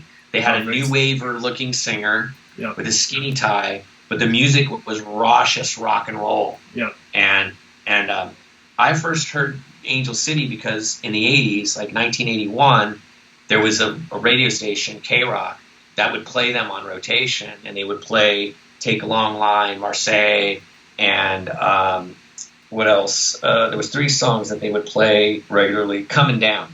Right. And amazing. I still, this was like a band that even when I was with DJ, I would play like Angel City songs, and people would come up like, "Who's this?" Yeah. You know, like it's a record that isn't too easy to find in the United States, even though it was on Columbia out here. And when you find it, it's not an expensive record. It's like a $10 to $3 album. That's awesome. But it's like they did 3 albums in the United, like three records in the United States that were just compiled versions of the British ones. I mean, of the Aussie records. But the Angels are one of my all-time favorite bands. Like you know, while everybody lauds, you know, AC/DC and Rose Tattoo, which are obvious. Yep. I'm like Angel City is like the best band you never heard of. There's a growing chorus for the Angels. That's for sure. Yeah. I mean, I think it's kind of a shame that they're still playing like without Doc Neeson. There's just, you know, there's no point to me, at least to me. But it's funny to think about like some band politics in that way. You should be aware enough of what your band is, and if there's a vital component really, really, really missing, I just go, you know what? Yeah, and that guy was a character, and he had such a distinctive voice. Yeah. That unless they were going to get someone who was a vocal impersonator, there's no point. Yeah. Or like some sort of celebrity in place, you know. Or exactly. You get someone that already came in as a rock star, or someone that's just going to do a sonation, you know. Which me personally, I was looking forward to the prospect of an Axl DC record coming out. Everyone I know, and the video footage I saw, Axl killed it. He was killing it, and I was like, I would not be opposed at all to hearing AC/DC with Axl Rose on record. I'm just glad that those guys didn't think that they have not thought of doing a fucking Bon Scott fucking hologram tour. Oh my god! I'm just thankful for that. I think that's there's no way those guys stay pretty true to the spirit.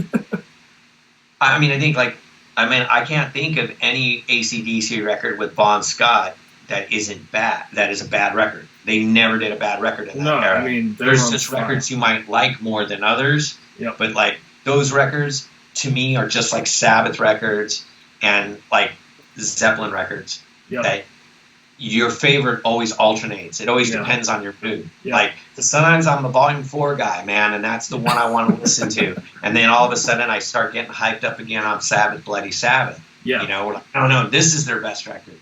I mean, that's the thing. What I was standing near a record store a few weeks ago when you could actually leave the house, and the record store started playing a National Acrobat, and for like the next week I couldn't turn off Sabbath, Bloody Sabbath. Like I was just like, this is weird how just a little hook of something just makes you bloodthirst for something like that. But, yeah, same thing with AC/DC. It's like, you know, Let There Be Rock is like, no, I think this is their crowning moment, you know, and then it's like, no, wait, I think it's High Voltage. And then it's like, no, you know what? It's Dirty Deeds, man. That was it. That was where they, you know, it alternates. There's so many great records. Yep. Well, that's awesome, man. It's been 2 hours on the dot, so I don't want to keep you any longer, and I'm incredibly thankful for you spending 2 hours like chopping it up with me, because I know that, you know, there's a lot going on, so I'm incredibly grateful. So thank you so much.